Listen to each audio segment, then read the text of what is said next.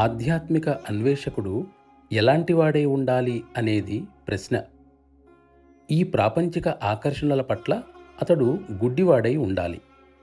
ఒకే ధ్యేయంతో, ఒకే లక్ష్యంతోనూ ఉత్తేజితుడై ఉండాలి. తన ఆశయాన్ని సాధించటంలో ఏది సహాయపడగలదో కేవలం దానిని గురించే ఎల్లప్పుడూ ఆలోచిస్తూ ఉండాలి. అటువంటి ఆధ్యాత్మిక అన్వేషకుడు సమర్థుడైన గురువును పొందటంలో ఎన్నటికీ విఫలం చెందడు. అట్టి అన్వేషకుడు అసందర్భపు ఆలోచనలతో ఎన్నటికీ పెడద్రోవ పట్టడు. అతడు తన సాధనకే గట్టిగా అంటిపెట్టుకుని ఉండి సక్రమ మార్గంలో దృఢంగా నిలుస్తాడు. అతడు తీవ్ర ఆకాంక్షతో ప్రేరేపింపబడి మరింత వేగంగా పురోగతిని సాధించేందుకు ఇంకా మేలైన సాధనోపాయాల అన్వేషణలో ఎల్లప్పుడూ ఉంటాడు. అతడి అంతర్గత ప్రకాశమే అతడికి చాలా ఎక్కువగా సహాయపడుతుంది.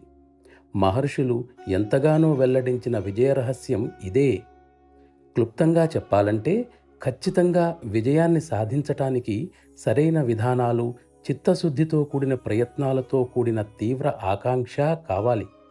అభ్యాసి అభావస్థితికి చేరి దానికి అతీతంగా ఇంకా ముందుకు పురోగమించటం ఎలా సాధ్యమవుతుంది? అది ముందుగా ఆ స్థితిని తానే పొందిన గురువర్యుని కృపానుగ్రహం వలన సాధ్యపడవచ్చు.